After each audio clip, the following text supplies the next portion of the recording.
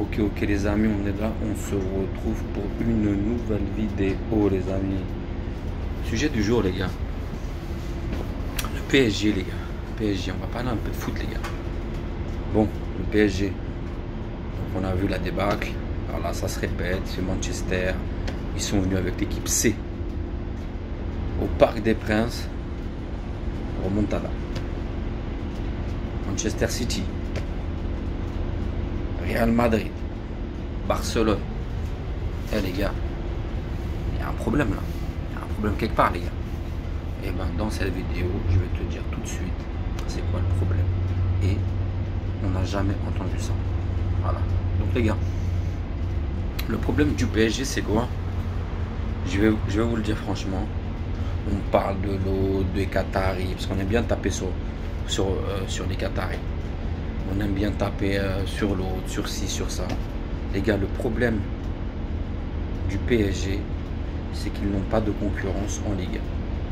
Il faut que les Qataris investissent sur les autres clubs de Ligue 1 pour que les Parisiens aient de l'adversité en championnat.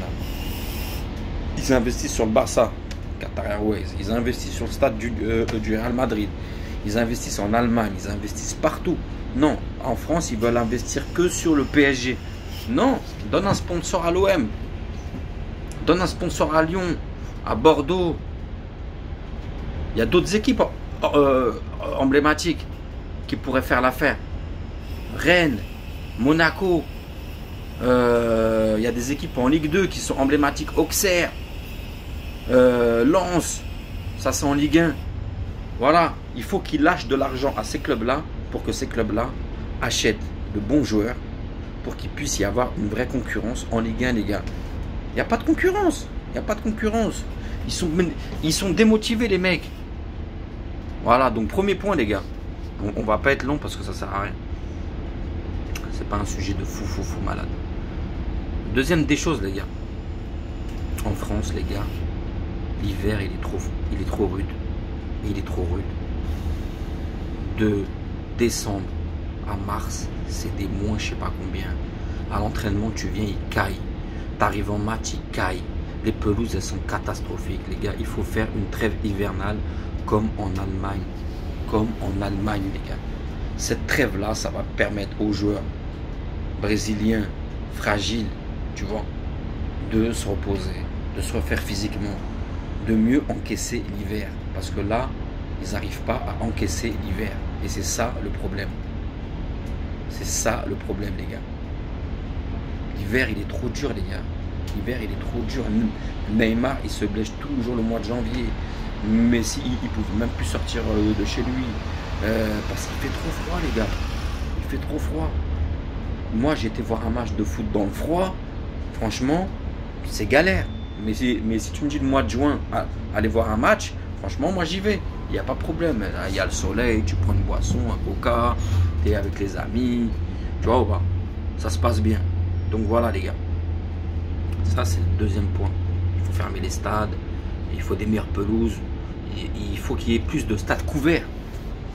Il faut qu'il y ait plus de stades couverts. Ils doivent investir pour qu'il y ait un beau spectacle, un bon rendu à la télé. Ok? Donc les gars, on en vient au troisième point. Voilà, troisième point. Donc on a dit pas d'adversité. On a dit il fait trop froid.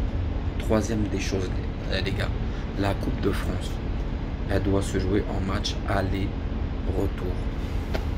Comme en Espagne, Coupe du Roi. Comme en Italie, Coupe d'Italie. Comme en Angleterre. Comme en Allemagne. Pourquoi? Parce que tu t'habitues au match aller-retour. Les Parisiens ne sont pas habitués à ça. Donc dès qu'ils arrivent dans cette configuration-là, ils sont complètement perdus. Complètement perdus. Ils paniquent, ils ne savent pas quand est-ce qu'il faut accélérer, quand est-ce qu'il faut faire le dos rond. Quand tu as l'habitude de jouer des matchs aller-retour, de jouer à l'extérieur, un match coup près, même en Coupe de France, tu vas te faire rentrer dedans. Il y aura de l'énergie.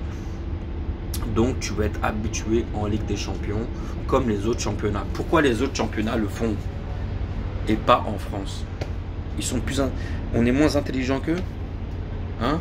On est moins intelligent qu'eux. Et en plus de ça, la Coupe de France, ça va faire plus de recettes pour les petits clubs. Plus de billetterie. Plus de... voilà, c'est la Coupe de France, c'est des matchs. C'est la... on va dire, c'est la véritable suprématie du pays. Parce que là, il y a toutes les équipes. Que tu sois en district, que tu sois n'importe où, tu peux y arriver. Mais quand tu as un club de district, que tu joues à l'extérieur. Quand tu as un club de national, que tu joues à l'extérieur. Donc, voilà. Donc, tu joues un seul coup près. Un seul coup près. Voilà. Et ça donne des matchs un peu bizarres, en fait. Mais match à aller-retour, tu vas pouvoir avoir des temps forts, des temps faibles. Tu vas pouvoir gérer ton avance. Et aussi, tu vas pouvoir donner des matchs à tous ces joueurs de banc. À tous ces jeunes qui n'arrivent pas à garder. Hein? Cette liste de jeunes là, tu voulais qu'on la fasse. Nkunku, elle est nulle, hein? Ah bah non. Il fait une misère en Allemagne. Et équipe de France, première sélection, premier but. Coman crucifie le PSG en finale de LDC. Hein? Et j'en passe des jeunes, et j'en passe des jeunes qui fournissent les clubs aux alentours. Et on ne pouvait pas leur donner du temps de jeu. Pourquoi? Parce qu'il n'y a que des matchs à coup près. Voilà. Le Barça, le Real font tourner en Coupe du Roi. En Italie, pareil. Il faut une gestion d'effectifs, les gars. Quand un joueur n'est pas préparé à jouer, tu le mets en Ligue des Champions, bah, qu'est-ce qui se passe? Eh ben, le mec, il est submergé, frère. Il nous fait une pécresse. Une pécresse lors de son meeting, là, quand elle était là, théâtrale, bizarre, elle s'est effondrée totalement sous la pression. Voilà, on sentait bien que les paroles, ça... Voilà, enfin bref, c'est pas le sujet, les gars. Donc, 3 solutions pour le PSG, les gars. Jamais entendu, rien que pour vous, en exclusivité.